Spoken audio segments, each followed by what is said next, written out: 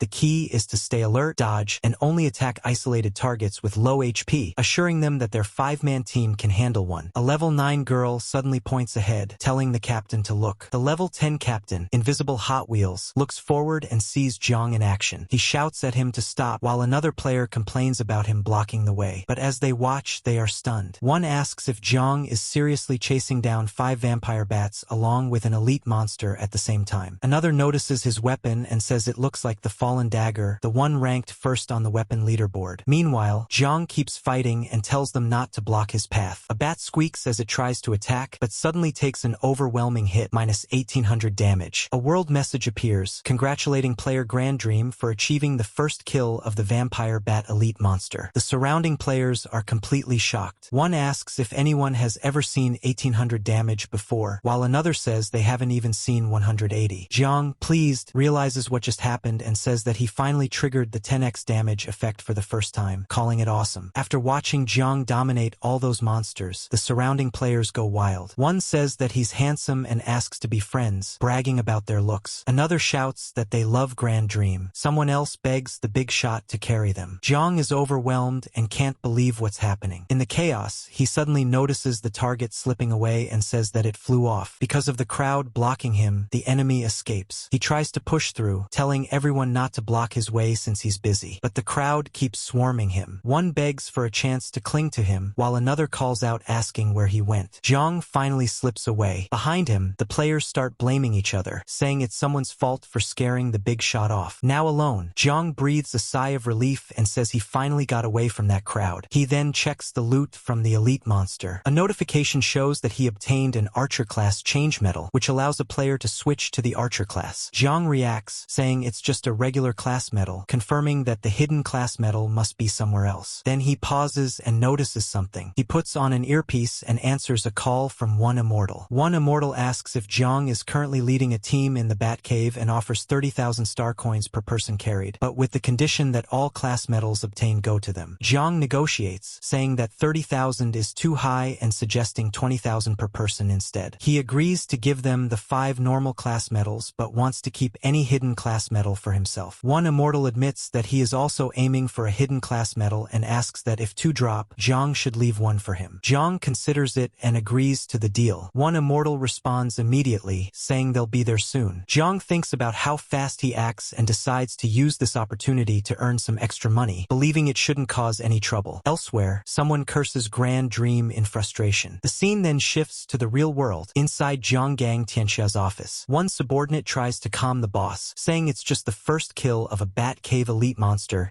and that with their company's backing, they can easily catch up. But Jiang Gang Tianxia is furious. He says he can't stay calm because their team was completely wiped out last time, and the higher-ups have already held him responsible. He blames everything on Grand Dream and reveals that the higher-ups are planning to demote him. He then turns to Xiang Niao and demands to know what blood-drinking Mad Saber said. The assistant reports that blood-drinking Mad Saber is willing to join the Zongheng group and even agreed to carry them through the Batcave. However, he demands a joining fee of 1 million star coins and 50,000 star coins per person carried. The boss scoffs, saying he really dares to ask for that much. He admits that blood-drinking Mad Saber has a huge reputation in other online games, but he's unsure about his strength in New Origin. Still, he says that if the guy is truly strong, then money isn't an issue. He then asks if he's willing to deal with Grand Dream. The assistant reassures him, saying he already asked. Blood-drinking Mad Saber has always held a grudge against Grand Dream for taking so many first kills, and he's even willing to livestream a 1v1 duel to establish dominance in the game. Right then, a world notification appears, announcing that blood-drinking Mad Saber has achieved the first kill of the little white fox boss monster, the very first boss kill in New Origin. The assistant points out that this proves his strength. The boss smiles coldly and says that everything Grand Dream took from him before will be returned, with interest. Meanwhile, inside the Batcave, one immortal arrives with his group. One of them asks what Grand Dream looks like. One immortal explains that he's a quiet player who hides his name and level and always acts alone. Then someone points ahead and realizes that he's right there. Jang greets him, calling him Brother Immortal. One immortal apologizes for the wait and introduces his team. A girl in the group looks Jang up and down and says that she expected Grand Dream to be some heavily geared, muscular warrior, not someone so scrawny. Jang internally shrugs, thinking that the game simply generates avatars based on a player's real body. Another teammate doubts him openly, saying he looks completely ordinary and questioning whether he can really carry the 3 of them, especially since vampire bats have such abnormal stats. Jang stays calm, only giving a faint smile. One immortal apologizes for his teammates' rude behavior, saying they aren't bad people. He then smacks one of them for speaking out of line. The teammate winces and complains that even at 5% pain settings, that still hurts quite a bit. Then the lady complains that boss shouldn't be hitting them like that. But suddenly, Jang reacts instantly. He pulls all of them down and tells them to get down, as a swarm of vampire bats dives in for a sneak attack. Jang warns them to be careful, saying that vampire bats love attacking from behind. He then takes charge of the situation and tells them to leave these 3 monsters to him. One of the guys says that Brother X expert should let them help too. But before they can even move, Zhang Lu steps forward and starts attacking. His strikes land rapidly, each hit dealing over 100 damage again and again. Then suddenly, one massive blow lands, minus 2,900 damage, and the bat is instantly killed. Moments later, Zhang calmly says that it's all done. As the last bat falls, the others are left stunned. The blue-haired guy asks if that 2,900 damage number was real, saying the vampire bat got instantly deleted. One immortal admits he doesn't know either, saying he hasn't seen Jiang for just a few days, and yet he's already gotten stronger again. The girl looks at Jiang in awe, wondering why he suddenly seems so handsome. Jiang casually says that they got lucky since an archer class medal dropped, and tells them to take it so they can keep moving. One immortal asks if the fallen dagger, the one ranked first on the weapon leaderboard, is the weapon he's using. Another teammate questions how he dealt that kind of damage when his gear looks so ordinary. The girl then asks how old he is. Jiang just thinks to himself that this is exactly why he prefers being a solo player. As they move deeper into the cave, one immortal asks if Jiang knows which path to take. Jiang replies that it's his first time here too, and since there are multiple paths, it doesn't really matter. He suggests just picking one randomly. Another teammate agrees, saying that with someone like Brother Expert around, the path doesn't matter anyway. The girl scolds him for acting smug. Suddenly, she shouts that there are enemies above them. They look up and see a massive swarm of vampire bats covering the ceiling. One immortal warns that even if they can revive, being swarmed and drained alive would still be traumatic, suggesting they should change paths. Jiang tells them to wait a moment, then says he found what he was looking for. He points out the small bat that escaped earlier. He tells one immortal that there's no need to change paths, saying that the more monsters there are, the more rewards they'll get, and there might even be unexpected gains. Privately, he thinks that this is also a perfect chance to complete Lunaria's trial. The others are worried, saying that with so many bats attacking at once, no matter how fast he is, he won't be able to dodge everything. Even one immortal cautions him, saying that if something happens and he drops his weapon, they wouldn't be able to afford compensating him. Jiang says that he has a plan and tells everyone to step back so they don't get caught in it, reminding them that the vampire bat's bleed effect drains 50 HP per second. One immortal agrees, and the group quickly retreats. Even Jiang is surprised at how fast they move. He immediately starts attacking. In the middle of the fight, a bat sneaks up from behind, and the others panic,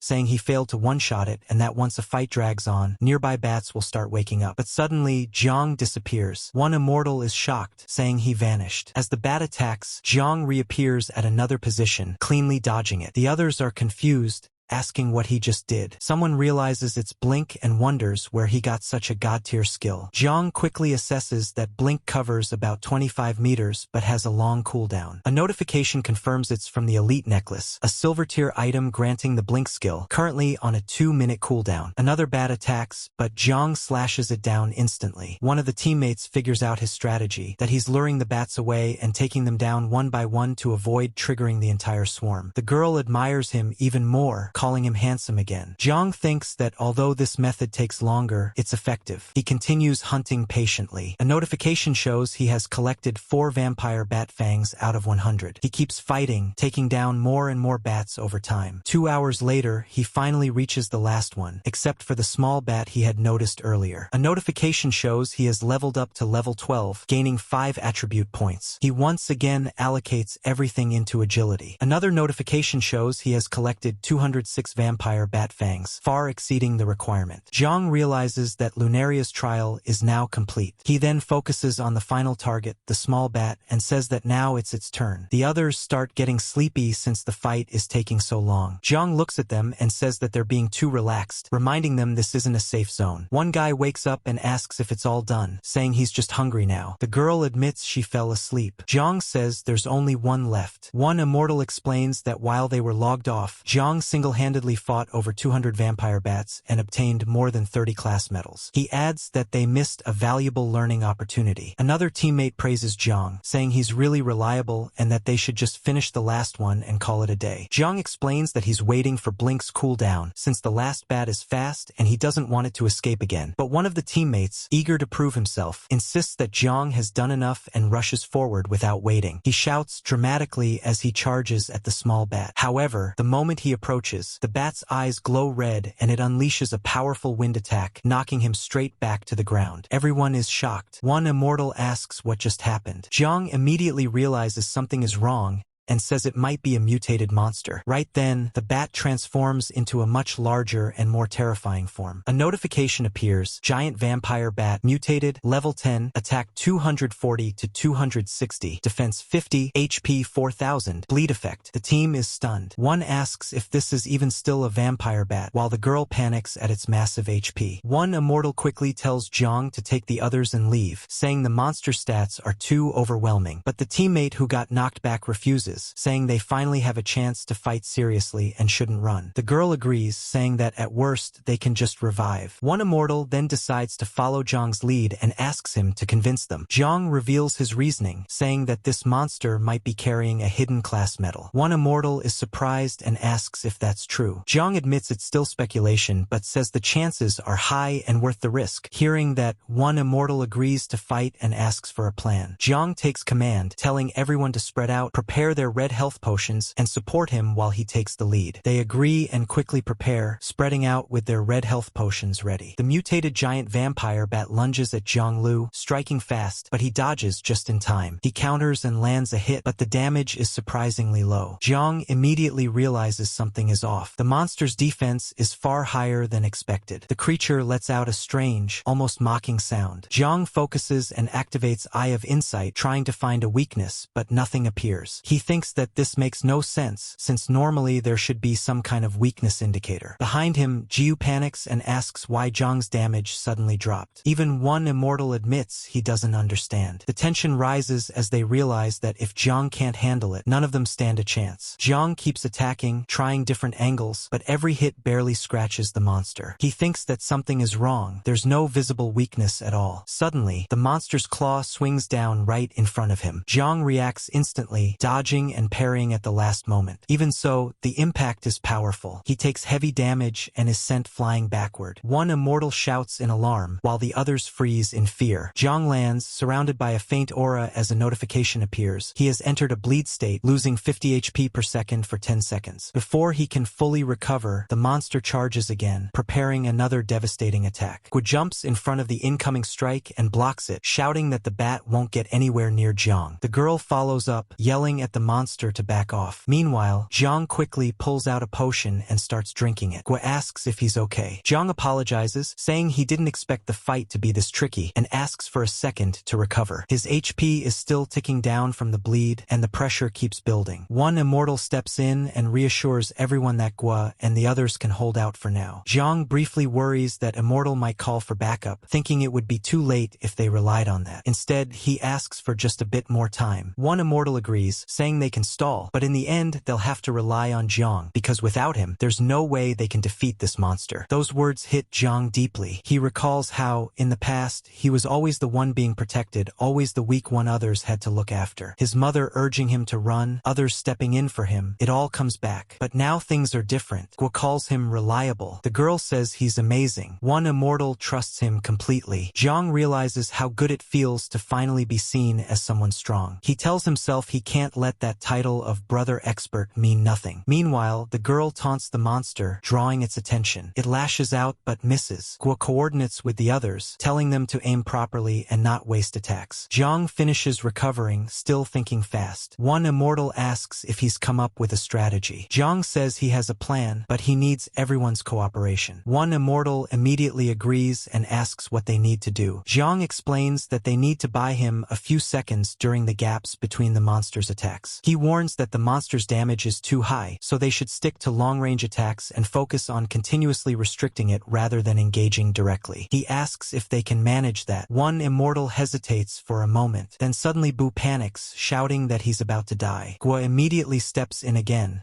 saying to leave it to him. At that moment, they pull out a class medal, preparing to turn the tide of the battle. Gu says that he just needs to undergo a class change to an archer, and that Immortal Bu already has a bow he can use. One immortal immediately objects, reminding him that a player can only use a class change medal once. He points out that Gu had always been aiming for a hidden class, and once he chooses archer, he won't be able to change later. He offers to take the role instead, but Gu cuts him off, telling him to stop nagging and confirms the use of the medal anyway. He He grabs the bow from Immortal Boo and tells him to stop wasting arrows. Then he confidently tells Jang to leave the rest to him. A notification appears. He has changed class to Apprentice Archer and learned the skill Single Shot, dealing 80 to 110 damage. Now as level 9 Immortal Gua Apprentice Archer, he gets excited, saying the class feels pretty good. As the giant bat roars and lunges forward, Gua draws his bow, aims, and fires. The arrow hits cleanly. He laughs in excitement, saying he dealt even higher damage than Jang. But his confidence doesn't last long. The monster immediately turns toward him. Gua panics and starts running, shouting for Jang to save him. Jang steps in calmly, calling out to the bat and drawing its attention back. The monster's eyes glow again as it prepares another attack. But this time, Jang isn't surprised. He focuses and says that just as he suspected, its weakness is in its eyes. It just took him some time to figure it out. Jang moves in again, striking the monster. This time his attacks land properly on the weak point, dealing solid damage. Not as insane as before, but still far above normal. Gua watches in disbelief and says that this is way too broken. Even after changing class, he still can't match Jang's damage. Jang quickly gives a command, telling Gua to aim for the eyes. Gua immediately draws another arrow, locks onto the target, and fires. The shot lands cleanly, minus 120 damage. He gets excited and proudly says he hit it again, calling himself a genius.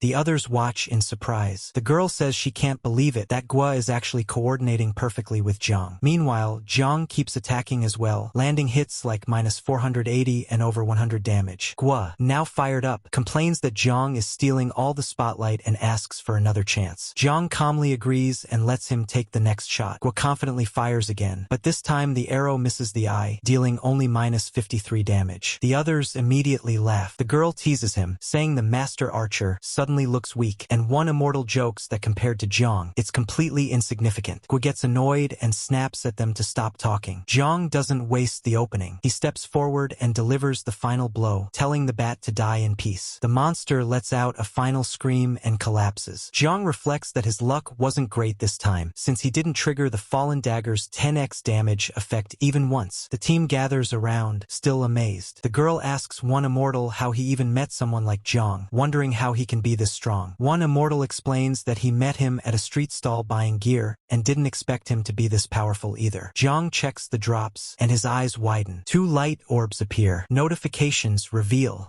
* Wind Whisperer class change medal hidden.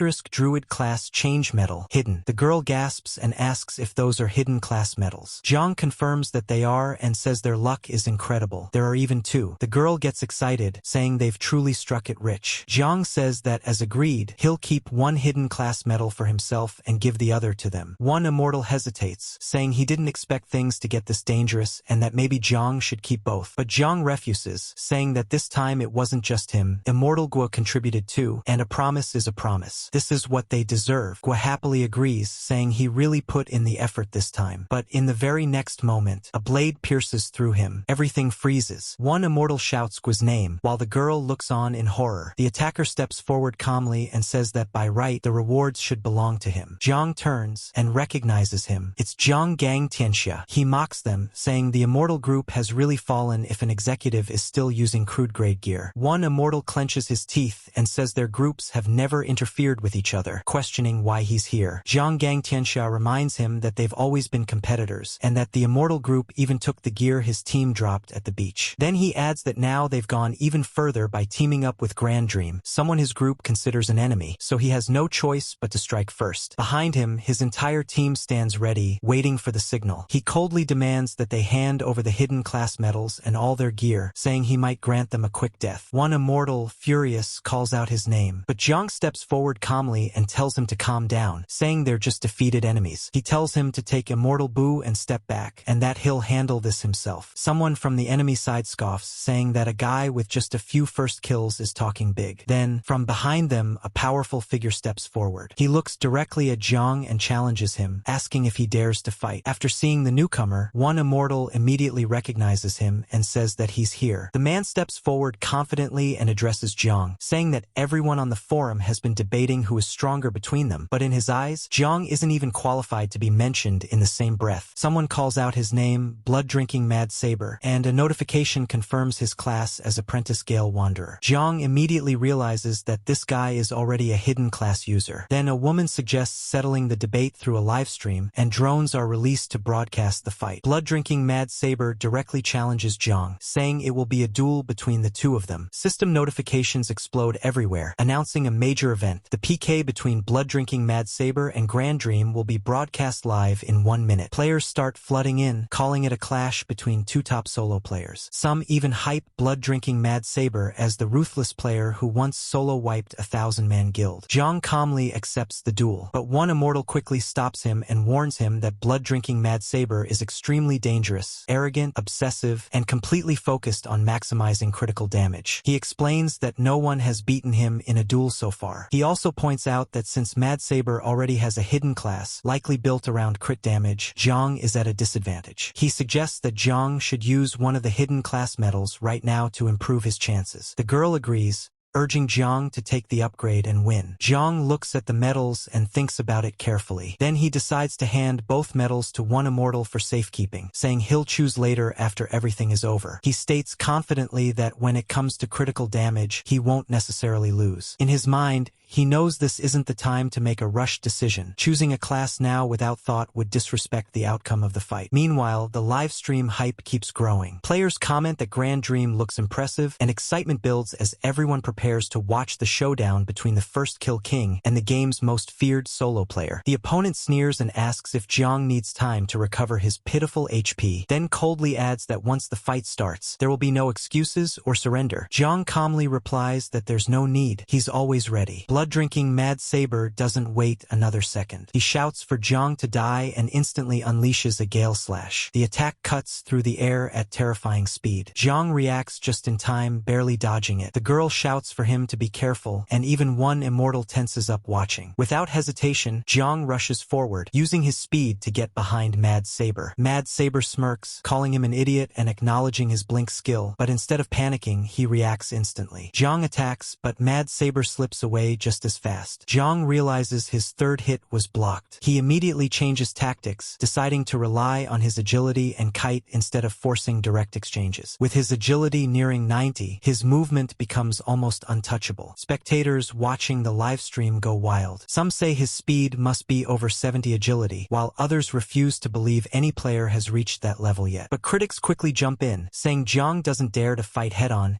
and that Mad Saber is still in control. As Jang circles and attacks again, he analyzes the situation. Mad Saber isn't wasting a single movement. His defense is precise, clearly anticipating the 3 rings combo and blocking the third hit every time. Jang realizes he's already dealt around 500 damage, yet Mad Saber hasn't even used a healing item. His HP pool must be massive. At the same time, Mad Saber is analyzing him just as carefully. He concludes that Jang's speed and attack rhythm are dangerous, but predictable. As long as he defends the third strike, Jang's burst isn't enough to threaten him. Confidence spreads across Mad Saber's face. Meanwhile, the livestream chat turns toxic, with viewers saying this is all Jang has to offer and calling him a disappointment. Others praise Mad Saber's mechanics as top tier. Outside the fight, Jang Gangtianxia issues a cold order, telling his men to block the revival point outside the Batcave. His plan is simple. The moment Jang dies and respawns, they will kill him again and again until he's forced all the way down to level 0. Jang Gangtianxia watches the duel with a cold smile, thinking that once Grand Dream is finished, he'll recruit blood-drinking Mad Saber into the Zongheng group. With someone like him on their side, their reputation would skyrocket, and he himself could climb higher in the company. Meanwhile, in the middle of the fight, Jang realizes something is wrong. He thinks that even though he's been attacking non-stop at maximum speed, he still can't break through Mad Saber's defense. Mad Saber confirms it himself, calmly saying that Jang's offense is sharp, but as long as he can predict the direction of the attacks, it's nothing special. The girl suddenly notices something strange and points out that Mad Saber's HP is recovering on its own. One immortal immediately understands and says it must be a hidden class ability, one that allows him to regenerate HP rapidly after taking damage. That realization makes the situation even worse. Now it's not just about breaking through his defense. Jang also has to outpace his healing. That Jang doesn't panic. Instead, he keeps thinking, searching for a way to break through, because if he can't find a solution soon, this fight is already decided. Mad Saber sneers, calling Jang trash and saying he'll show him what real critical damage looks like. His aura flares up as he begins charging a powerful attack. Jang immediately senses something is off. He realizes this charging state is dangerous and decides he has to interrupt it. He rushes in,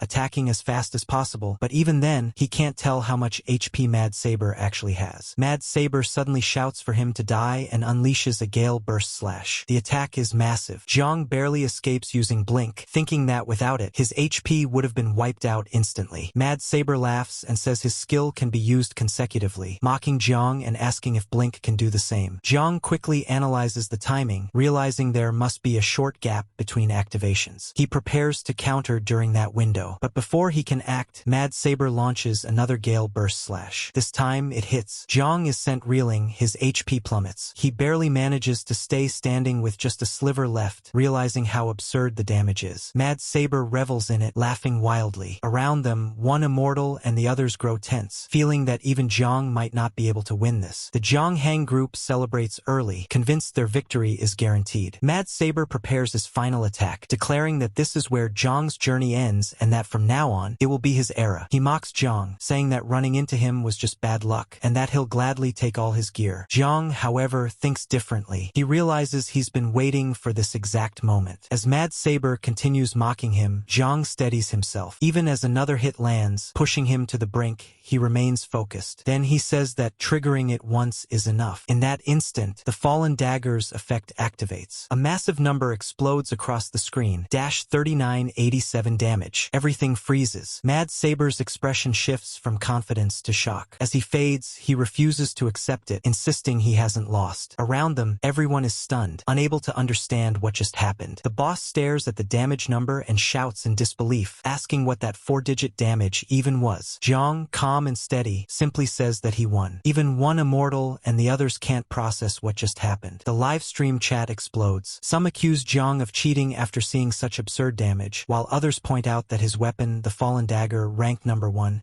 is the reason. A debate instantly breaks out, with people arguing that it's no less unfair than a hidden class fighting an unclassed player. Meanwhile, Zhang Gang Tianxia is completely shaken. He mutters that blood-drinking Mad Saber is supposed to be the strongest solo player, yet he still lost, and worse, he just handed all the spotlight to Grand Dream. Furious, he orders his people to shut down the livestream immediately. The drones are pulled down, cutting off the broadcast. Back on the battlefield, Zhang notices something on the ground. Mad Saber dropped items. 2 of them. A notification appears. Asterisk Edgebreaker class change medal hidden. Asterisk White Fox tribe treasure map unique. Zhang realizes these must be the rewards from the little White Fox boss that Mad Saber defeated earlier. He thinks to himself that he just hit the jackpot. But before he can even celebrate, the boss gives a cold command. He tells everyone to attack immediately while Zhang is still low on HP. In an instant, the entire Zongheng group charges toward him. As the Zongheng group charges in, one immortal and the other step in instantly. They shout back at Zhang Gang Tianxia and strike first, landing a clean hit that disrupts the attack. Zhang Gang Tianxia is furious, asking how they dare interfere. But before he can recover, they press the advantage and take him down. One immortal calmly reminds him that, as he said himself, striking first gives the upper hand. With their leader down, the rest of the Zongheng members hesitate. Zhang steps forward and coolly points out that it's now 4 against 3, asking if they still want to continue. That's all it takes. Their confidence collapses. One tries to rally the group, shouting about their Zongheng spirit, but it doesn't last. The moment they remember Zhang's damage, panic spreads. They start backing off,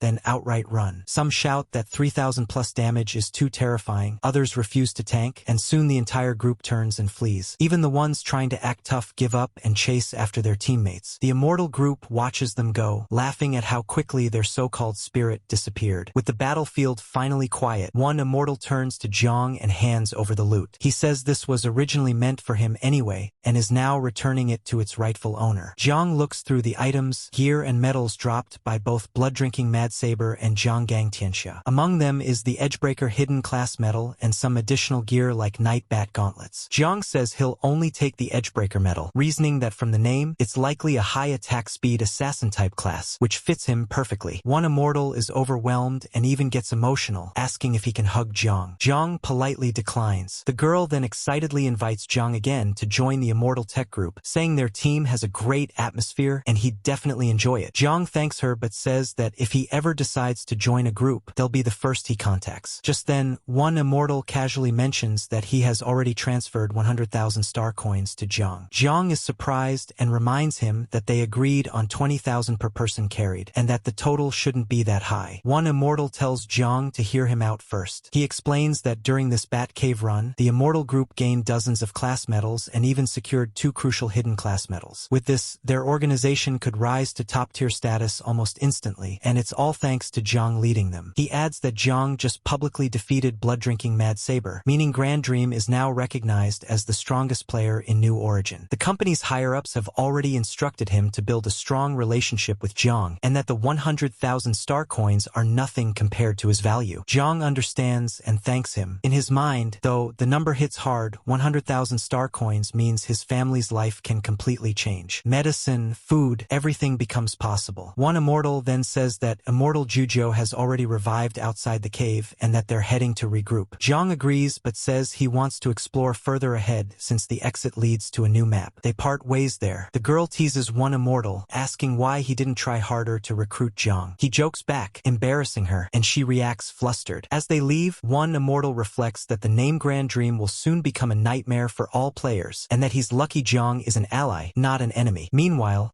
Jang continues deeper alone. He notices something strange. The path feels different, too quiet. There isn't a single player around. Then the temperature drops. His breath starts turning into visible mist. He frowns, wondering if the game's realism is really this extreme. Then his movement slows. His legs feel stiff. He suddenly realizes his feet are freezing. Before he can react, he looks up. A massive creature looms ahead, its jaws opening slowly. A notification appears. Giant Ice Bat Demon, mutated. Level 25. Attack 310, Defense 60, HP 7000, Effects, Freeze, Bleed. Jang is completely stunned. He can't believe what he's seeing. A level 25 monster in this area, with stats that are completely absurd. As the giant Ice Bat Demon unleashes waves of freezing attacks, Jang immediately realizes this monster is on a completely different level from anything he has faced so far. The creature lunges in for a close-range strike. Jang tries to move, but his feet are frozen solid in place. He struggles, but the ice won't budge.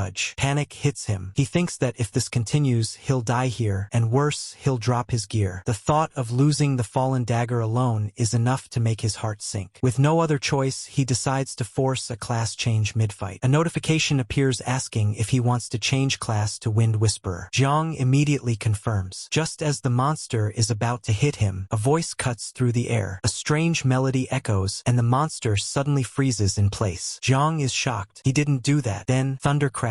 Lightning descends violently, engulfing the monster. A massive damage number appears, ***10, 999 ***. Jang is stunned. 5-digit damage from a single hit. Then the one who saved him steps forward. Lunaria. She casually asks if he's alright. Before Jang can even process it, she tells him to take 3 of her moves and not die. In the next instant, she's already in front of him. Her punch lands straight on his face, knocking him down. Jang barely survives and realizes just how terrifying her speed and power are. Lunaria comments that his reaction speed is decent, but criticizes him for relying too much on skills. Jang tries to track her, but even Eye of Insight can't keep up. She vanishes from his sight completely. He looks around, unable to locate her. Then suddenly, she's behind him. She kicks, but Jang instinctively ducks, narrowly dodging it. He realizes that's 2 moves already. Lunaria smiles, intrigued that he dodged on instinct. Then she draws a weapon and prepares her next strike. Jang protests, saying that using a weapon is unfair. But Lunaria doesn't care, and her final attack is already coming. Lunaria doesn't slow down at all. Instead, she splits into multiple afterimages, her movement so fast it feels like she's using blink over and over without any cooldown. Jang's vision starts to blur, and he realizes that trying to follow her directly is useless. He forces himself to calm down and focuses on one simple goal. He only needs to block the final move. Just one. Then something clicks. He remembers his fight with blood-drinking Mad Saber and finally understands what really happened back then. It wasn't just superior mechanics. Mad Saber had been predicting him. He knew Jang would always attack the weak points revealed by Eye of Insight, and he used that against him. Jang immediately flips that logic. Instead of reacting to Lunaria, he tries to think like her. If he were the one attacking with a final strike, where would he aim? What would be the most unavoidable spot? In that instant, he stops chasing her movements completely. He steadies himself, raises his weapon toward a seemingly empty position,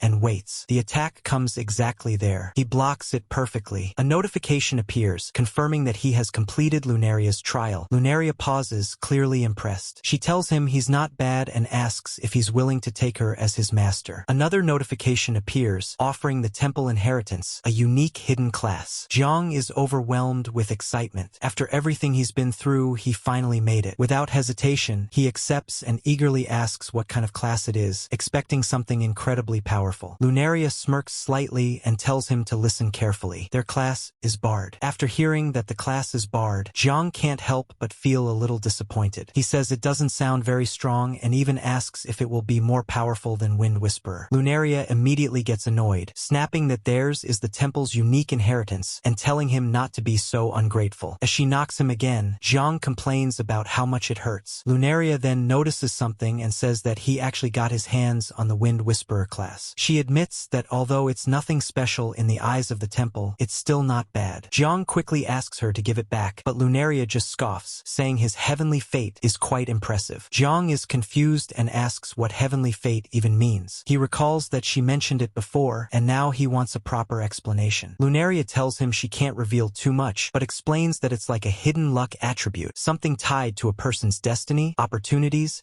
and survival. However, she warns that extremely high heavenly fate always comes with a heavy price. She adds that she can sense that Jang's reason for entering this world is different from others. Jang is shaken and asks what she means. Lunaria then directly asks if his real body in the original world is dying soon. Jang is stunned. In his mind, he wonders if Lunaria is really just a game character, because this game suddenly feels far more complicated than he imagined. Lunaria stops there and says she's already said too much. Revealing more would only bring him trouble. She tells him to wait until he fully inherits the temple's power. Only then will he be able to explore these truths himself. Jang thinks deeply about this. If the temple inheritance is connected to something beyond the game, could it possibly save his real body? Even though nothing is certain, he feels like he has taken a huge step closer to the answer. Without hesitation, he accepts the class. A notification appears confirming that he has successfully changed his class to Bard. His updated stats are displayed. Level 12, HP 427/427, Mana 410 to 410, Attack 61 to 82, Defense 42, Agility 89, Luck 10. Jang looks at his stats and feels confused, saying it doesn't seem like much has changed. He then asks Lunaria about their combat skills, wondering if they have any powerful ultimate abilities like the one she used earlier. Lunaria casually replies that she already told him. Bards are a support class, so they don't have ultimate skills. That hits Jang hard. He immediately accuses her of tricking him. Lunaria sighs and says fine, she'll teach him 3 skills first. Jang quickly interrupts and says 4. Lunaria pauses, then agrees. Jang immediately pushes his luck and asks for 5 skills instead of 4. Lunaria instantly shuts him down, saying forget it if he keeps pushing. Jang quickly backs off and says he'll learn. Then the notifications pop up. Each skill costs 20 gold coins. Jang is stunned and asks why everything has a gold coin price. Lunaria casually replies that of course she has to charge an introductory fee, asking if he really thought it would be free. Jang complains that he doesn't even have that kind of money, especially since she keeps taking everything from him. Lunaria shrugs and says he can just exchange items instead, acting like she's being perfectly reasonable. Before Jang can react, a notification appears. His amethyst sword is gone. Lunaria inspects it and comments that it's actually a heavenly god's secret treasure, saying the materials are good, but it was wasted being crafted into a beginner weapon. She says she'll reluctantly accept it. Jang is devastated and shouts about his amethyst sword, but it's already done. The next notifications appear one after another. He has learned Binding Melody, Thunder God Incantation, War God Ode, and Star Sigh. Jang sighs to himself, thinking that she really is a demoness, snatching anything she finds interesting. Then he checks the skills, and his expression changes. Binding Melody can immobilize a target for over 30 seconds. Thunder God Incantation causes enemies to enter a shocked state, making them take double damage. War God Ode boosts attack by 50%, and Star Sigh boosts agility by 50%. All of them last around 100 seconds, with low mana costs and short cooldowns, even at beginner level. Jang is shocked. These buffs are insanely powerful. He realizes that even though Bard sounded like just a support class, these abilities are completely broken. broken. Lunaria smirks and tells him that now he understands. Then she says he should cultivate on his own for now. She'll appear again in the main city next month, and he can ask her questions then. Jang says that he still has a lot of questions, but before he can ask anything, Lunaria disappears. He sighs and decides he'll ask her next time they meet, thinking he should be fine cultivating on his own for now. As he looks around, something catches his eye. He notices a medal on the ground, the one dropped by the giant ice bat demon. He picks it up and sees the notification. Ice Archer class change medal hidden, which allows a class change into the Eden class Ice Archer. Just then, behind him, Lunaria briefly appears again without him noticing. She silently observes him, thinking that even she hasn't fully figured out his heavenly fate, and wonders how he'll go on to defy destiny. Jang, unaware of this, suddenly sees a light ahead and follows it. He steps out and is immediately stunned. The outside of the Batcave is nothing like he expected. It's a breathtaking place known as the Illusion Dream Plains, looking almost like a fantasy wonderland. But before he can take it in properly, a voice calls out to him, demanding to know how he came out of that cave entrance. A girl named Justice Cake, a level 10 apprentice berserker from Team 12, confronts him, saying that their team had already cornered the giant ice bat demon there, and no one else should be coming out. Another girl, Captain Kitten, an apprentice explosive archer, tells him to leave immediately and warns him not to interfere with Team 12's mission. Jang recalls that one immortal mentioned Team 12 before, an organization backed by a large company. He realizes they were probably hunting the same mutated monster he just encountered. Before he can respond, the situation escalates. Justice Cake suddenly attacks, accusing him of taking their target's loot. She says that anyone coming out of that cave must have encountered the giant ice bat demon, and demands that he hand over whatever he got. Justice Cake lunges in, her strike fast and sharp, but Jang blocks it cleanly with his dagger. Captain Kitten immediately realizes something is off. In her mind, she notes that Justice Cake is the fastest striking warrior in Team 12, yet this unknown player just blocked her head on. Her eyes narrow as she observes him more carefully. His dagger is gold tier, his name and level are hidden, and he came out of the Bat Cave alone. Then it clicks. She tells Justice Cake that they can't let him go. This is Grand Dream. Jang is slightly surprised and asks if they know him. Justice Cake responds that they don't just know him, they know exactly who he is. The player who defeated blood-drinking Mad Saber in a 1v1. Right now, he's basically a walking treasure vault. They demand that if he doesn't want to offend Team 12, he should hand over his weapon and medals immediately. Captain Kitten adds that both of them are hidden class players, and if he even tries to resist, they'll kill him instantly and have their team camp the revival point. It's better for him to just hand everything over obediently. Jang just laughs. He mocks them, asking if they really think having a hidden class makes them special enough to treat him like a piggy bank. Justice Cake warns him again that if he moves, he's dead. Jang doesn't hesitate. He activates a skill star sigh. A notification flashes. Agility increased by 50%, bringing his total agility to 134. In the next instant, his speed explodes. Arrows fly toward him, but he dodges them effortlessly, moving like a blur. Justice Cake is shocked, saying he's too fast and assuming he changed into Wind Whisperer. Captain Kitten analyzes quickly, recalling that Wind Whisperer grants massive agility boosts, and realizes they missed their chance to secure that class. She immediately decides they can't keep chasing. If they let this drag on,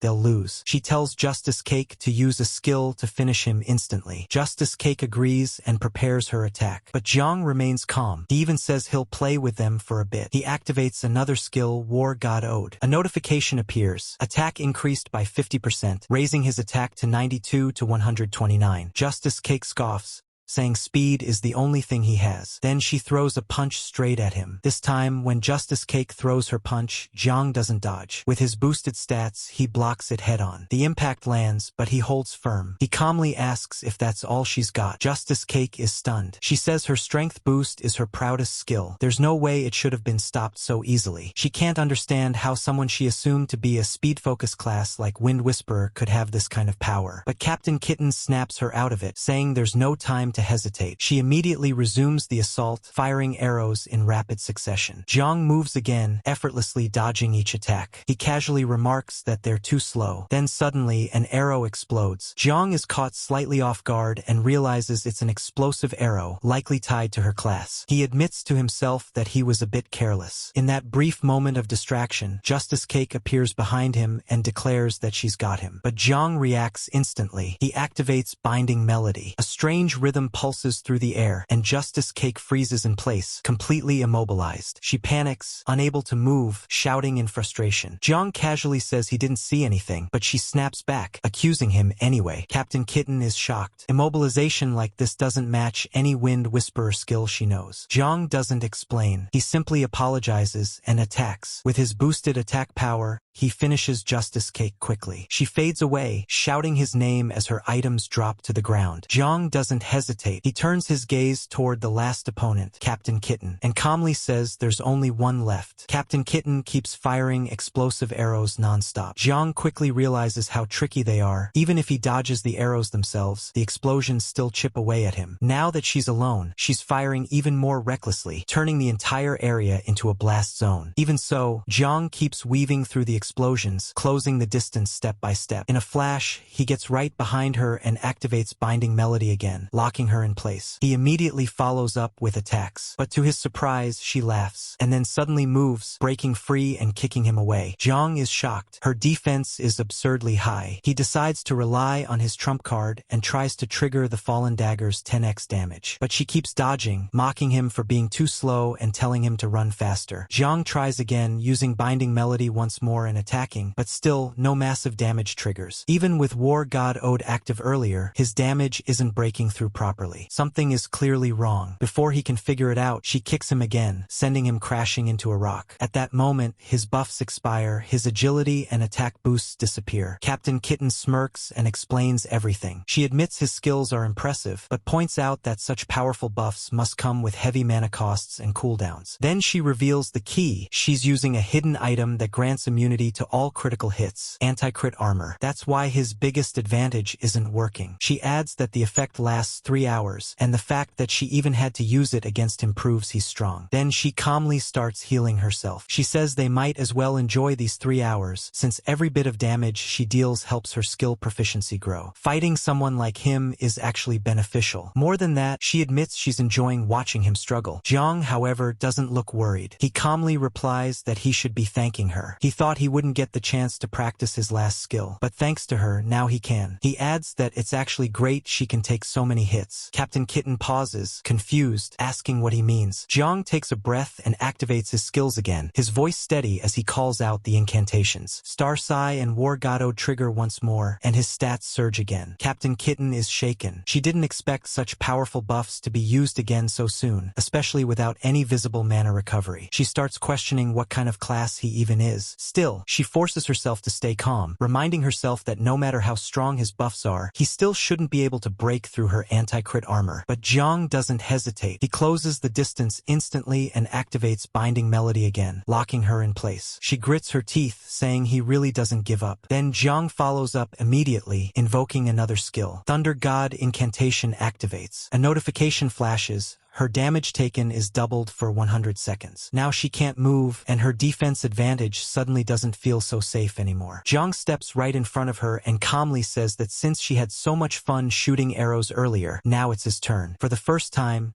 panic shows on her face. She starts questioning what his class actually is. Then something clicks in her memory. She recalls internal intel about rare classes, how among them, the most dangerous one wasn't a damage dealer, but a support class. A class with absurd buffs, low cooldowns, and low mana costs. One that you should never fight head-on. She remembers the warning clearly. If you ever encounter one, run immediately. And now, standing in front of her, is exactly that. A bard, the temple's unique inheritance. Captain Kitten is completely shaken. She mutters that this is the temple's inheritance. She can't believe she actually ran into it. Then she looks at Jang and asks how he always has such insane luck. Jang shrugs and says he's curious about that too, but right now he should send her to the revival point. He moves in and attacks. With Thunder God Incantation still active, the damage spikes brutally. Captain Kitten can't hold on. As she fades away, she warns that Team 12 won't let him off. The battlefield finally goes quiet. Jang exhales and admits that Thunder God Incantation really carried that fight. Then he checks the drops. 2 pieces of gear appear, an explosive bow and a bursting great axe, both silver tier and level 11 equipment. He notes that the anti-crit armor didn't drop, which is expected, but these items are still a solid profit. He plans to sell them to one one immortal later and keep an eye out for more hidden items in the future. After that, he finally reaches a safe zone. For the first time in a while, he relaxes a little, thinking about how constantly being targeted has kept his nerves on edge. Before heading toward the Mist River, he pauses. Something feels off. He hears a faint sound and remembers that his communication devices are linked to his helmet. Back in reality, it hits him. Someone is calling him. It's Hua Xiaoxiao. He's surprised and a bit relieved, saying it's been way too long since she last contacted him. Hua Xiaoxiao greets him casually and asks if he liked the gift she sent. Jang immediately panics when he realizes she's video calling while in the bath and tells her to stop messing around and get back in the tub. She laughs it off, explaining that her cultivation on Saturn leaves her with almost no signal most of the time, so bath time is the only chance she gets to call. Even Jang, usually serious, gets flustered by the situation. Then her tone softens. She admits she's wanted to call him for a long time. Saturn is incredibly empty, and she has no one to talk to. In their world, high-level awakened often travel across planets in search of better energy fields for cultivation. It's common, but it requires immense wealth and resources. Hua Xiaoxiao's family just happens to have that kind of power. Jang says that, as expected of a ridiculously rich level 10 awakened, she's been cultivating in outer space ever since she awakened. Hua Xiaoxiao rolls her eyes and says she can't help it. Her grandfather is overly cautious and insists that Earth isn't safe. Jang then shifts the topic, saying he's been wanting to talk to her about New Origin for a while. He tells her the game doesn't feel as simple as it looks. She teases him, asking if he's just being a noob and trying to blame the helmet she gave him. Jang denies it and explains what really happened. He met a teacher in the game, and even though she was supposed to be just an NPC, she could see the condition of his real body. Xiaoxiao immediately asks if it's a woman. Jang gets annoyed and says that's not the point. Then Xiaoxiao gets a bit more serious. She admits she doesn't know every detail, but explains what she's heard. Scientists originally discovered a spiritual world inside a meteorite, and with military funding, they turned it into New Origin. The monsters and NPCs inside aren't just code. They actually exist within that spiritual realm. So the teacher Jang met is likely a real existence. Jang is stunned. To him, it feels like he's basically entered another world. Xiaoxiao then reveals why she sent him the game in the first place. It's because the game can influence the physical abilities of awakened in real life. She believed that for Jang, this might be a real chance to survive. Then her tone turns firm. She tells him he's not allowed to die. Jang quietly replies that he understands. She then asks if his ALS-like condition has flared up recently and says he should tell her if he needs anything. Jang brushes it off, saying he'll handle it himself, then awkwardly tells her to put some clothes on while she's still on camera. Right at that moment, his sister Yena walks in, saying he has a package. She sees the screen and freezes. Xiaoxiao cheerfully greets her, starting to introduce herself, but Jang panics and immediately cuts the call. He turns to Yener, desperately trying to explain that it's not what it looks like, but she's already in shock. She runs off shouting that their mom needs to come see this because her brother is with a girl. Jang tries to stop her, saying it's a misunderstanding, but his body suddenly weakens. He realizes he's running out of energy again. After Jang explains everything, Yener asks if the New Origin helmet was really given to him by that girl. Jang quickly tells her to keep her voice down, worried their parents might hear and confiscate it if they find out he's been staying up late playing. Yener gets excited and says she wants to play too. Jang apologizes and explains that the helmet is locked to one user's iris, so she can't use it. She doesn't give up and says she wants one anyway, but then casually mentions the price. 1 million star coins. Jang is stunned and asks her to repeat that. She explains it's the limited Supreme Edition, capable of fully simulating all 5 senses. Only the rich or powerful can afford it. She even adds that people say you can smell the fragrance of flowers in-game with it. Jang realizes just how valuable the gift from Hua Xiaoxiao really is and admits to himself that he now owes her a huge favor. Yener then lowers her expectations and says even a cheap bracelet version would be fine. At that moment, their second brother walks in, scolding Yener for bothering Jang and reminding her about his condition. She immediately apologizes. Then Jang surprises both of them. He transfers money to them and tells them to buy game bracelets and use it freely, saying he earned it in-game. They're shocked at the amount. Yener asks how he got so much, but Jang just tells them not to worry about money and to leave it to him. Both siblings light up with excitement, and Yener cheers happily while the other brother tells her to calm down. Jang then gives them instructions. He tells them to level up first and inform him once they reach level 10. Most importantly, he warns them not to rush into choosing a class. They both agree. In his mind, Jang reflects that since he already became a bard, he'll save the 2 hidden class medals for them. If this game truly enhances the abilities of Awakened in real real life, then it's not just a game, it's a path to survival for his family. Then Yenner asks for his in-game ID so they can find him. Jang hesitates and says he's no longer in the beginner village. Yenner then asks him something unexpected, if he knows Grand Dream. The second brother looks confused and says that Grand Dream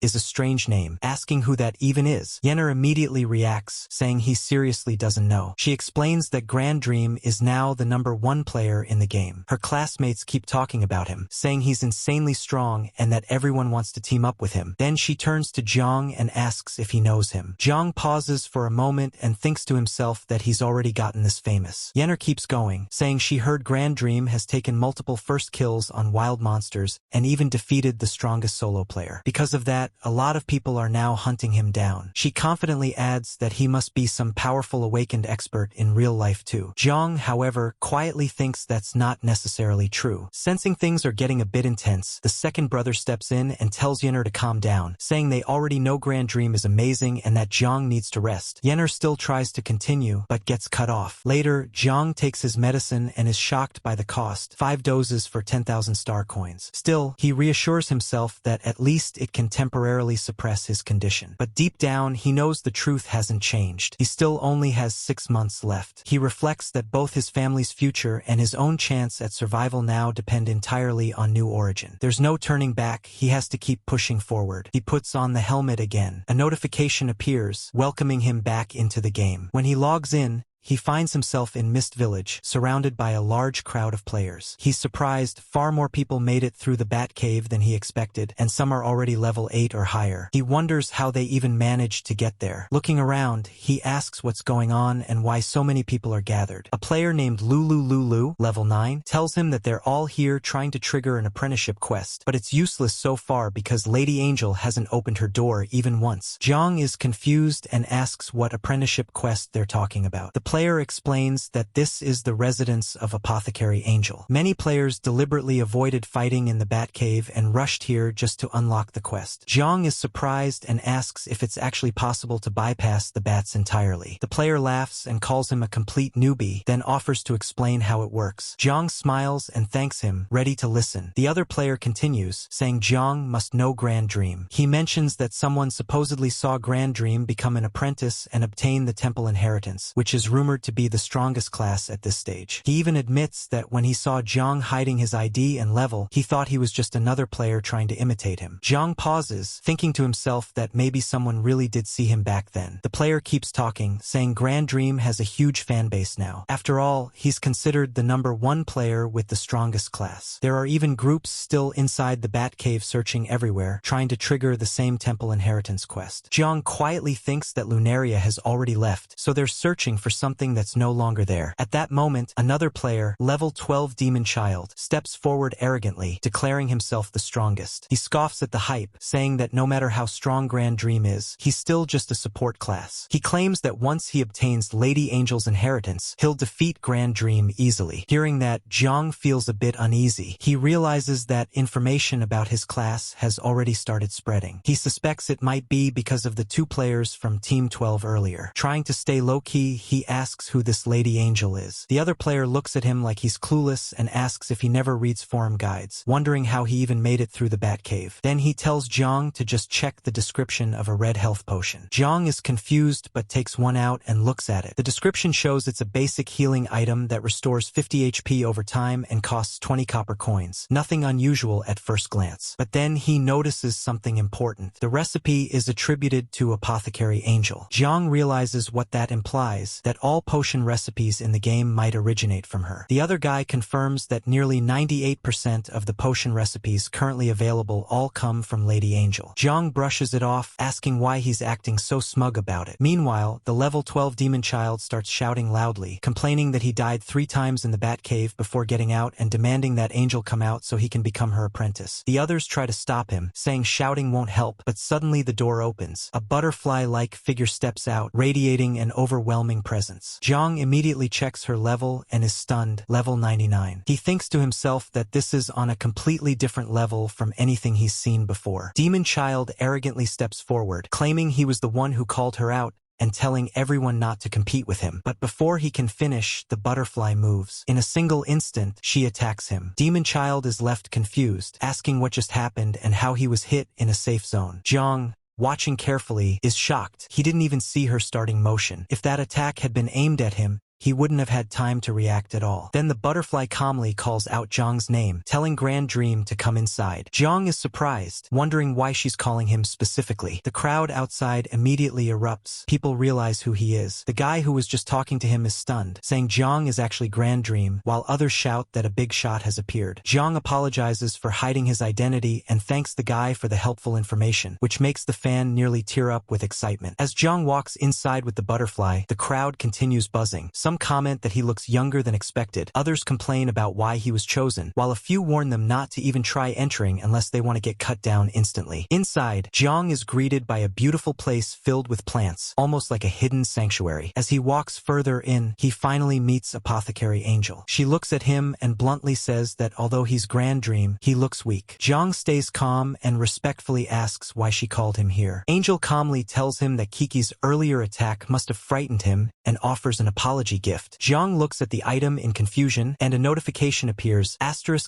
Swift Potion, Saint Tier, ***, granting plus 800% agility instantly for 40 seconds. He is completely stunned, realizing this effect is even more outrageous than his own skills. Angel smiles and tells him that this is just one example, and that she can provide many other powerful potions as well. Jang is tempted, asking if she's serious. Angel confirms it and then reveals her condition. If he accepts her guidance and changes his class to Apothecary, he can have everything she offers. She even reassures him that the usual class change restrictions won't be a problem, implying she has a way to bypass them. Hearing this, Jang becomes cautious. He can't understand what she's truly planning. Still, he politely thanks her and says he has no intention of changing his class for now, preparing to leave. Angel's expression shifts slightly, and then she drops a shocking statement. She says she can cure his ALS-like disease. Jang freezes. She explains that she, like his teacher, can see the condition of his real body, but unlike Lunaria, she claims she can directly cure it. She asks him to reconsider. Jang is shaken to his core. This was the very reason he entered the game in the first place. A disease declared incurable in the real world, and now someone is saying it can be fixed. For a moment, he hesitates, but then he thinks about Lunaria, unreliable, scheming, always taking things without asking, yet still the one who gave him this path. He steadies himself. He says that he likes the Bard class and continues walking away. In his heart, he half jokes that if his teacher doesn't help him after this, he'll haunt her even after death. As he leaves, a notification appears. He has completed a hidden quest, Angel's Trial, with the requirement being to reject Apothecary Angel's offer. Another notification follows immediately. He has triggered the next stage of the hidden quest, requiring him to survive under Kiki's attack for 1 minute. As Butterfly Kiki prepared to attack, Jang immediately realized the trial had already begun. The moment her strike came down, he instantly used Blink to retreat backward, barely dodging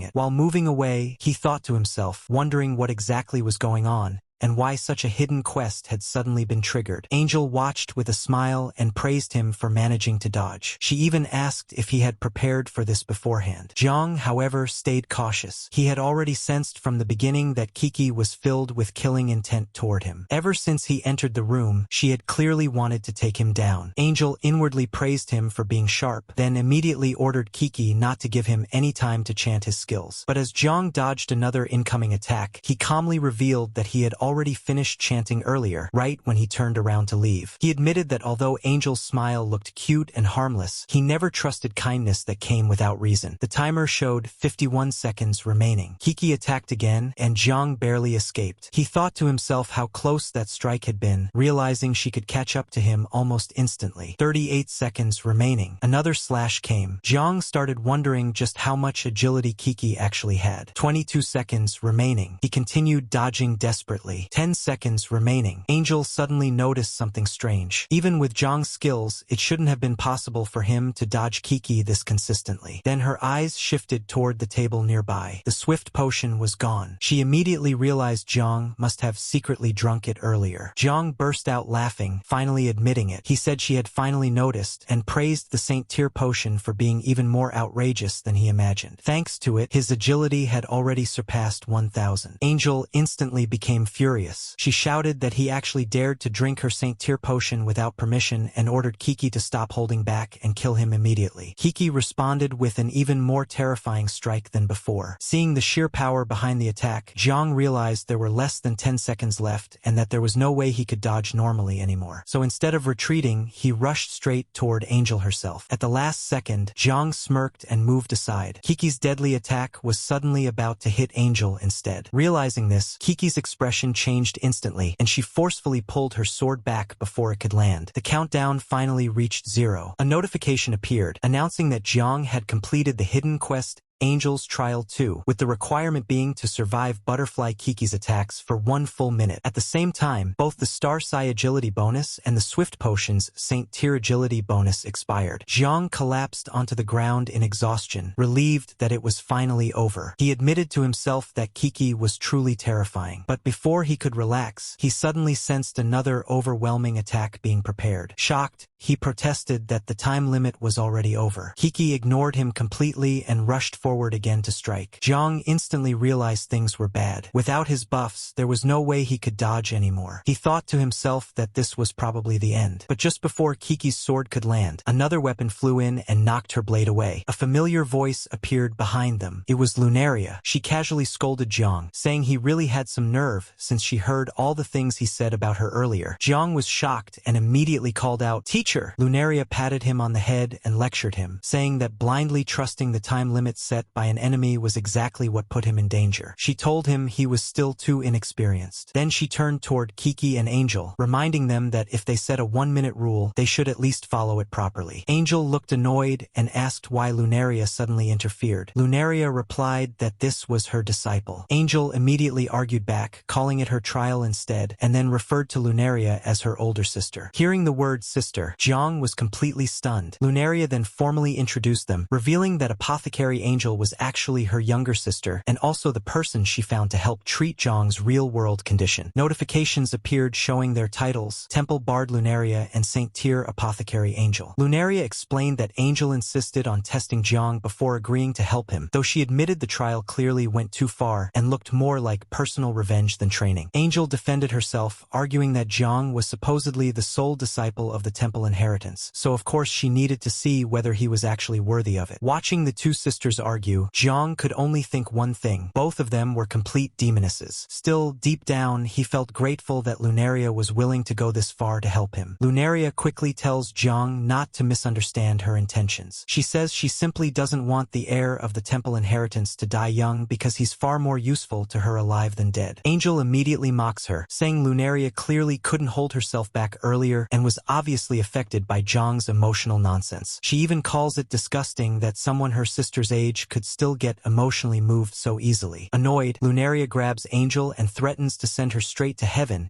if she keeps talking nonsense, telling her to stop wasting time and heal Jang already. Angel stubbornly refuses, saying Jang's life or death has nothing to do with her anyway. She adds that he still hasn't passed her final training. The moment Jang hears the words final training, he freezes in shock. Then a notification suddenly appears. You have triggered the hidden quest, Angel's Training 3, unique. Quest requirement, craft a low-tier Swift Potion. Lunaria is immediately shocked after hearing Angel's request. She reminds her that she spent an entire month researching just to successfully create the Swift reagent in the first place. Angel coldly replies that if Lunaria has so little faith in her own disciple, then she should simply take him back because she still has many things to do today. Jang nervously asks whether crafting the Swift Potion is really that difficult. Angel starts mocking Lunaria, saying that although her older sister has absolutely no combat talent, the effects of her potions are truly exceptional. Lunaria continues the explanation herself, saying that even a low-tier Swift Potion can provide a 50% agility buff. Hearing that number, Jang is stunned. He points out that a 50% agility increase is already almost comparable to the buff skills of bards. Lunaria agrees and says that Angel originally started researching potions simply because she wanted to prove she was better than her older sister. She calls it childish. Angel immediately denies that, insisting it isn't childish at all. She proudly claims that anything a bard can do, she can also achieve through potions. Lunaria then warns Jang that high buff potions are incredibly dangerous to develop. She reveals that while Angel was creating the Swift Potion, she ended up blowing up 3 separate laboratories. Angel dismisses the comment and tells Jang to stop wasting time. If he wants her help, then he needs to pass this training training first. She warns him to watch carefully because she will only demonstrate the process once. Jang immediately focuses and says he's ready. Internally, he plans to use Eye of Insight to observe every detail of her movements as clearly as possible. Angel begins the demonstration. She explains that the first step is extracting the seeds from explosive stargrass. The seeds are hidden deep inside the leaves, and crushing them with a pestle would ruin them. Instead, they must be carefully squeezed out by hand. She continues explaining each step one after another with incredible precision. At one point, she mentions that the ice marrow must be exposed to the air until it reaches equilibrium with the surroundings, and that gently rotating the wrist can speed up the process, though constant observation is required. Later, she carefully explains how to control the flame during distillation. As Jang watches, he becomes more and more shocked. Angel's movements are unbelievably smooth and refined, almost like flowing water. He realizes that if he loses focus for even a second, he'll miss important details. At the same time, he remembers the ranking system for classes and professions: apprentice, beginner, intermediate, advanced, transcendent, grandmaster, and finally Saint Tier. Even though apothecary is technically considered a lifestyle profession, Jang realizes that reaching Saint Tier means Angel stands at an almost impossible height within the system, a true one-in-a-million genius. Angel finally reaches the last step of the process and explains that the final task is to integrate a fingernail-sized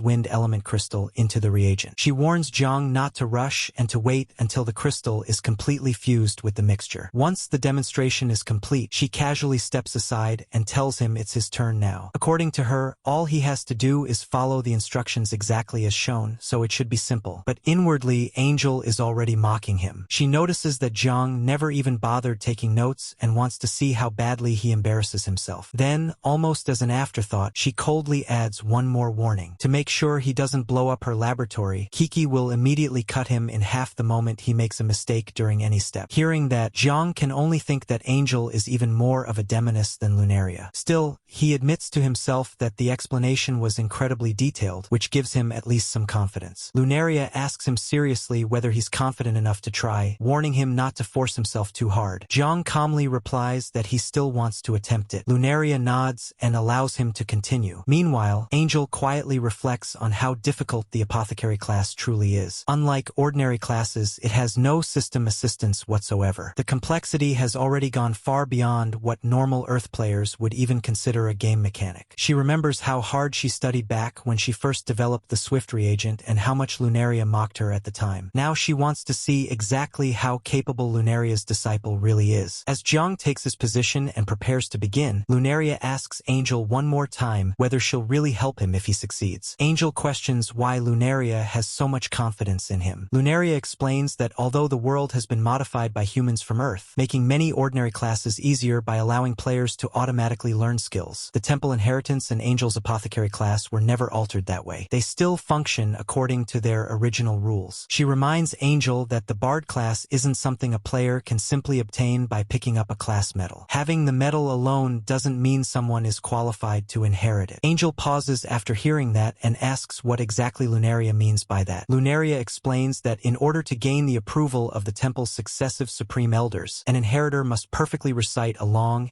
an extremely complicated ancient incantation contract. If even a single word is pronounced incorrectly during the recitation, the temple will reject them instantly, and they only get one chance. She explains that the incantation is written in an ancient language that doesn't even exist on Earth. Originally, she believed Jang would need at least 3 days just to memorize it since he couldn't possibly understand its meaning. But instead, he only needed 10 minutes. After she recited it once, Jang remembered every single sentence perfectly, including the exact pronunciation and order, almost without a single flaw. Angel is visibly shocked hearing this. Lunaria continues by recalling a conversation she once had with Jang. She says she asked him what was wrong with his memory because it had already completely surpassed the limits of ordinary humans. Back then, Jang explained that when he was 8 years old, his parents discovered he had a photographic memory. They were overjoyed and proudly called him a genius. According to him, his memory had no limits at all. No matter how much information he encountered, he could instantly memorize it forever without forgetting. But shortly after that discovery, he suddenly collapsed and was diagnosed with his ALS-like disease. At that time,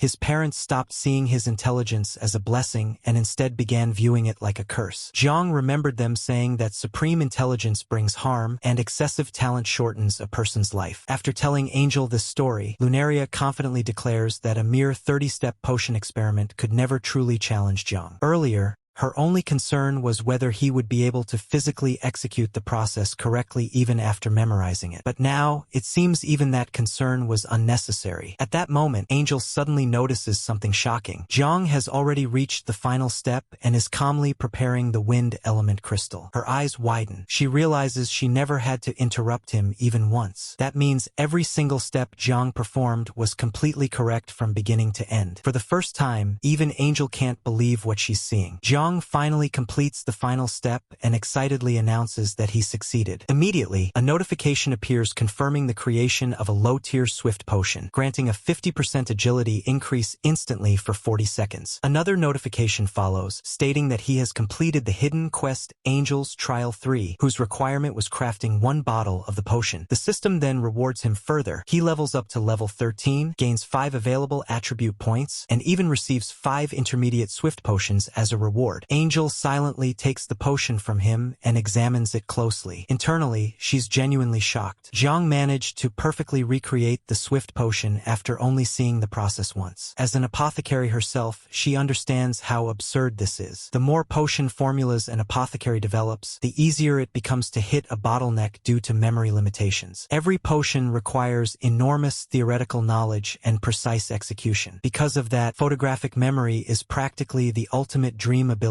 for apothecaries. She even recalls that she once tried developing potions to increase memory capacity, but every attempt failed because there was no precedent to build from. And now, standing before her, is someone with the strongest memory she has ever seen. Lunaria looks proud watching her disciple succeed, clearly happy with him. But suddenly, Kiki steps forward and injects something directly into Jang's neck. Jang immediately collapses. Lunaria is alarmed and demands to know what Angel just injected into him. Angel calmly explains that it's only being used to probe Jang's Spring of Souls in order to uncover the secret behind his extraordinary memory. As she begins examining it, Angel reflects that the Spring of Souls represents a person's spiritual world. Normally, people with stronger memories possess larger spiritual worlds. Ordinary people usually only have something like a tiny stream. She remembers checking Lunaria's Spring of Souls before and being infuriated because it resembled an enormous waterfall. While thinking that, she also grumbles internally that Lunaria is ugly and fierce. At the exact same moment, Lunaria suddenly sneezes. Angel then turns her focus back to Jang and initially assumes his spiritual world is nothing special. But then she suddenly notices something strange deep within it. There is a powerful light hidden behind the Spring of Souls. As she looks closer, she realizes the entire area is overflowing with water, far beyond anything she expected. Something enormous seems to be hidden behind it. As Angel continues exploring Jang's spiritual world, she suddenly notices something enormous hidden deep within the endless waters, a massive palace standing inside the Spring of Souls itself. She is completely stunned and wonders if it could actually be a mind palace. As she moves closer to inspect it, she recalls the ancient legends saying that only supreme beings with unimaginably powerful divine consciousness are capable of constructing mind palaces within their spiritual worlds. But the moment she approaches, a terrifying voice suddenly roars at her to get out. Instantly, Angel is blasted out of Jang's spiritual world. The force throws her backward so hard that she crashes directly into Lunaria. Lunaria quickly catches her and asks what happened. Still shocked, Angel explains that inside Jang's spiritual world, there is actually a mind palace. Even Lunaria is stunned after hearing those words. Meanwhile, Jang is confused and asks what a mind palace even is. Angel excitedly tells him that it's her first time ever seeing one in person and calls it absolutely spectacular. Jang awkwardly laughs and casually says he just has a habit of organizing his knowledge. Lunaria looks strangely pleased hearing that answer. After calming down, Angel finally agrees to help Jang, but says she has one condition. Lunaria immediately warns her not to push her luck and questions why she's still making demands after all this. Angel complains that Lunaria is hurting her while grabbing her, then reveals her condition. She wants Jang Chang to also inherit her apothecary lineage. Jang is surprised and asks how she suddenly knows his real name. Angel smugly explains that since she entered his Spring of Souls, naturally she learned it there. She even tells him to call her teacher from now on. Lunaria shrugs and says she doesn't particularly care if Jang learns a few survival skills from Angel, as long as he maintains maintains his identity as the Temple Inheritance's disciple. Angel instantly gets annoyed at being called an amateur and threatens Lunaria not to use her potions anymore if she keeps insulting her. Jang hesitantly asks whether this arrangement is really okay. Lunaria calmly explains that bards are not rigid like other inheritances and that survival is the most important principle in this world. Then she finally gets serious and demands that Angel hand over the potion capable of saving Jang's life. Angel suddenly becomes awkward and quietly admits that she actually hasn't successfully developed that potion yet. Lunaria immediately explodes in anger, furious that after all this time Angel still doesn't truly have a cure. Angel quickly defends herself, saying she never claimed she had absolutely no solution. Then she pulls out another potion and reveals what she calls the reincarnation potion. She explains that if Jang drinks it, then even if his real body dies, his soul will remain alive within this world. Angel confidently asks whether that still counts as a solution. After hearing about the reincarnation potion, Lunaria goes completely silent for a moment. Then she suddenly explodes in anger and starts attacking Angel, shouting that she'll beat her to death today and pretend she never had a younger sister. Apothecary Angel immediately panics and hurriedly stops her, saying she still has one more method. She quickly explains that while the method is extremely difficult, it's not impossible. Lunaria impatiently demands that she explain it immediately. Angel then reveals an ancient legend about a mysterious Styx potion record supposedly scattered somewhere in the world of New Origin. According to the legend, it contains the recipe for a miraculous potion. After drinking it, the user would suffer 8 hours of unbearable bone-breaking pain, but afterward their entire body would be reborn like a phoenix rising from the ashes, completely shedding its old shell and gaining new life. Hearing this, Jang is stunned by the words reborn and new life. Lunaria immediately asks where this potion record is located. Angel awkwardly admits that she has absolutely no idea. Lunaria instantly loses patience again, sighing that after talking for so long, Angel still hadn't actually solved anything. She complains that it was a waste of emotion to expect something reliable from her. Angel immediately gets offended and asks what she means by that. Jang then raises another concern. Even if they really found the legendary potion record and successfully brewed the potion, drinking it inside the game shouldn't affect his ALS-like disease in reality. Lunaria calmly tells him to leave that part to her. As long as the potion can be created, she already has her own method to make the effects influence his real body. Angel confidently reassures Jang as well, promising that once they obtain the potion record, she will personally craft the potion herself. Lunaria immediately accuses her of just wanting to monopolize the potion record for her own research and claims she's shamelessly using Jang's heavenly fate to treasure hunt for herself. Angel protests and insists she's genuinely trying to help. Right then, a notification appears stating that Jang has obtained Angel's potion notes, unique. Angel hands him the notes and explains that they contain potion formulas suitable for his current level. She also grants him permission to freely enter her laboratory in the future and even gather herbs from her garden whenever he wants. Jang sincerely thanks teacher Angel for helping him. Angel proudly asks Lunaria whether she can finally see how dedicated she is to her apprentice. Lunaria simply responds with a quiet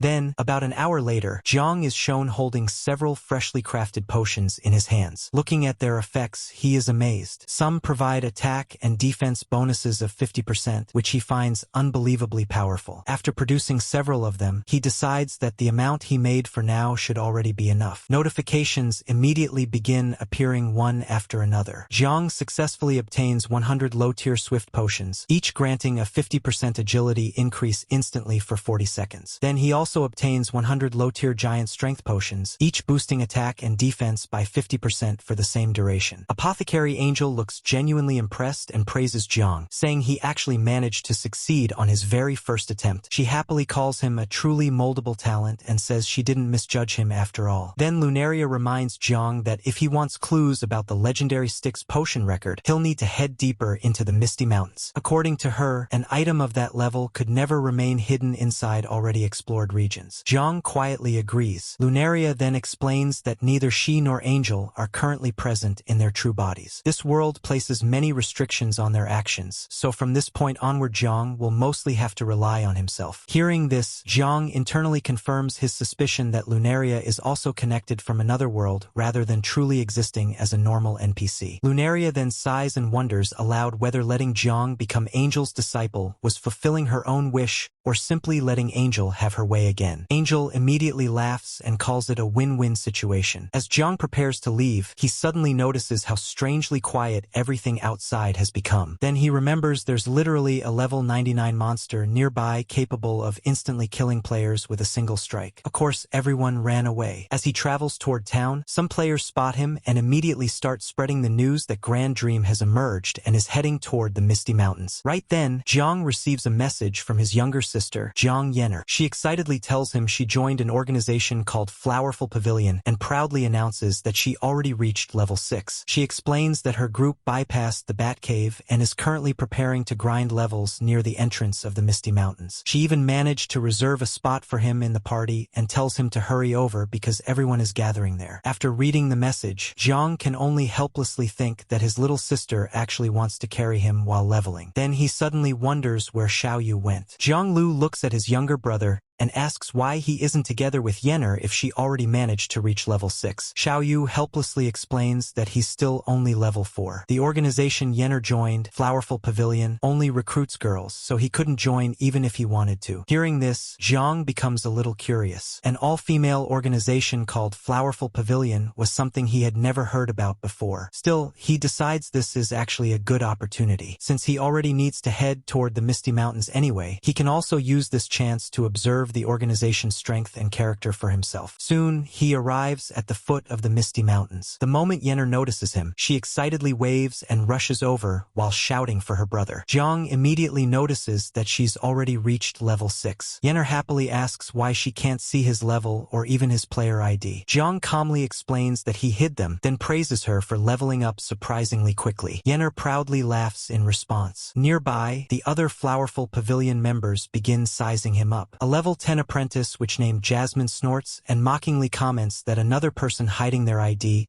must be trying to imitate Grand Dream and act mysterious. A level 10 apprentice archer named Pomegranate agrees, saying that if their team hadn't recently lost one of their members inside the Batcave, they definitely wouldn't have allowed an outsider to join. Meanwhile, level 10 Red Rose and level 10 Hibiscus also express concerns about whether bringing someone with an unknown background into the party would drag them down. Zhang silently observes them while analyzing the group composition. 1 hidden assassin-type frontliner and 3 backline classes. Their tank clearly died inside the Batcave earlier, which explains why they were willing to temporarily recruit someone like him. They simply needed somebody to stand at the front and absorb damage. Then Red Rose politely steps forward and introduces herself as the Vice Guild Master of Flowerful Pavilion. Zhang calmly introduces himself as Yener's older brother. Some of the girls continue whispering among themselves, joking that maybe he really is Grand Dream if he's hiding his information so carefully. But another immediately dismisses the idea, pointing out that Grand Dream possesses the number 1 weapon on the leaderboard, while Zhang's current disguised equipment looks like cheap beginner gear picked up from a starter village. Yener quickly tries to defend her brother, insisting that he has actually been playing the game for a long time already. However, Zhang gently stops her from saying anything more. He calmly thanks the Flowerful Pavilion members for helping his younger sister level up and politely asks them to forgive any childish or reckless behavior from her since she's still young. Yener immediately pouts in dissatisfaction, clearly unhappy that her brother still refuses to reveal his true identity. Zhang Cheng awkwardly responds that he understands and even thanks them for the compliment. Seeing him remain so calm even while being mocked directly to his face leaves some of the Flowerful Pavilion girls slightly surprised. They quietly feel that he's unexpectedly broad-minded. Then Red Rose explains their current situation. While bypassing the Batcave earlier, the sister responsible for serving as the team's frontline tank failed to make it out alive. Because of that, they now need Zhang to temporarily act as the front line for the party. Zhang calmly agrees without hesitation and immediately says they should get moving. Then he naturally walks to the very front of the team. As he moves ahead, Zhang silently thinks that so many things have happened recently that he hasn't even had time to properly check the Wild Monster chat group. He decides that after helping Yener grind levels for a while, he'll carefully review the messages he missed. Meanwhile, dozens of minutes earlier inside the Wild Monster chat group, the vampire bat angrily complains realizes that both of its hidden class medals were stolen by that hateful Grand Dream. The Sand Snake mocks it for previously bragging that it hid the medals perfectly. The furious vampire but then complains to the Silver Moon Wolf Cub boss that Grand Dream has gone too far. At that point, the monster known as Triant confidently declares that since Grand Dream has entered the Misty Mountains, it will personally make him taste suffering there. Back in the present, the Flowerful Pavilion party begins battling a huge tree monster. Red Rose quickly gives commands to the group. She orders Jasmine to control the Triant's movement, tells Pomegranate to maintain ranged attacks, asks Hibiscus to monitor everyone's condition and provide healing support, and reminds Jang, whom she casually calls Buddy, that they are relying on him to hold the front line. The enormous Triant roars angrily while attacking the group. A notification appears. Triant level 13. Attack 60 to 70. Defense 30. HP 2000. Special effect Spike Assault. As the monster swings its massive trunk toward the girls, Jang instantly steps forward and slices through the attack path, directly cutting the trunk aside before it can hit anyone. He coldly tells it not to even think about attacking them. The girls are immediately impressed. One excitedly praises Jang for stopping the attack so cleanly, while Red Rose quickly orders Pomegranate to continue firing arrows and wear the monster down while Jang holds it in place. The battle smoothly continues under Red Rose's command. When the Triant's HP drops low enough, Red Rose tells Jasmine to maintain control and not relax at the final moment. Jasmine confidently reassures her to leave it to her. Then Red Rose personally rushes forward and lands the finishing blow herself. The other Flowerful Pavilion members immediately start praising her, calling her finishing strike extremely cool and commenting that she seems to be in especially good condition today. Even Red Rose herself begins feeling more confident, saying that with this pace, they might even be able to gain another level today. As the battle temporarily settled down, Jang silently observed Red Rose and evaluated her in his mind. She remained calm during battle, made quick decisions, and issued clear instructions to her teammates without hesitation. More importantly, the rest of the team trusted her completely. Seeing this, Jang finally relaxed a little. At the very least, Yenner seemed to have found herself a reliable group to level with. Red Rose then praised Jang, saying his reaction speed was incredibly fast and guessing he was probably some kind of speed-oriented warrior class. She admitted that having him as the team's front line made everyone feel much safer. Jang simply replied modestly that she was overpraising him. Not everyone shared her opinion, however. One of the girls scoffed and said all he had done was block a bit of damage, something even her grandmother could do if she were being carried by the team. Another immediately agreed with her. Meanwhile, Yenner excitedly defended her brother and said the way he struck just now looked really cool. But before anyone could continue the conversation, danger suddenly exploded behind them. The supposedly defeated tree monster launched a hidden sneak attack. Jang's eyes instantly sharpened. Without hesitation, he grabbed Yenner and pulled her out of the attack's path while warning her to be careful. The massive strike slammed into the ground moments later. The girls were completely confused about what was happening, but then terrifying notifications suddenly appeared one after another. A boss-tier Triant had appeared with 20,000 HP and attack power exceeding 360. Alongside it were a rare monster Triant and an elite monster Triant, both possessing monstrous stats far beyond normal enemies. The entire Flowerful Pavilion party immediately panicked after seeing the numbers. Red Rose was especially shocked by the boss monster's enormous health pool, while the others hurriedly asked her what they should do next. Even Jang himself was surprised. 3 special monsters appearing together like this was completely abnormal. Yenner nervously called out to her brother, but Red Rose quickly regained her composure and decisively ordered everyone to retreat at once. She correctly judged that their current team had absolutely no possibility of defeating enemies of this level. Jang silently agreed with her assessment. At this moment, escaping the Misty Mountains was the only sensible option. However, just as the group began retreating, another monster suddenly appeared directly in front of them, completely cutting off their escape route. At the same time, more monsters closed in from every direction, surrounding them entirely. Then one of the monsters actually spoke, mockingly asking where they thought they were running. The Flowerful Pavilion members immediately fell into despair. If the monsters here were intelligent enough to speak, then the situation was even more dangerous than they had imagined. One of the girls trembled and muttered that this might really be the end for them. At that exact moment, Jang calmly stepped forward. His voice echoed out clearly as he chanted, "Let the melody become the lock, bind this shell." Binding melody, play. The instant the skill activated, the monster rushing toward them abruptly froze in place. After immobilizing the monster for a brief moment, Jang immediately realized their position had already been completely exposed. He quickly pointed toward a massive boulder nearby and told everyone to hide there first. Since the monsters were enormous in size, the group still had an advantage in movement speed. The flowerful pavilion members hurriedly followed him and hid behind the giant rock. Moments later, the immobilized monster regained movement and began searching for them again, its heavy footsteps shaking the ground around the area. One of the girls nervously asked what they were supposed to do next. Jang calmly replied that since they were already trapped anyway, they might as well try fighting back. As he said this, he slowly prepared his weapon. However, one of the skeptical girls immediately frowned and complained that even if his control skill could stop the monster temporarily, this was not the time to act cool and show off. Another agreed with her, questioning whether he had ever even seen a special monster before. In her eyes,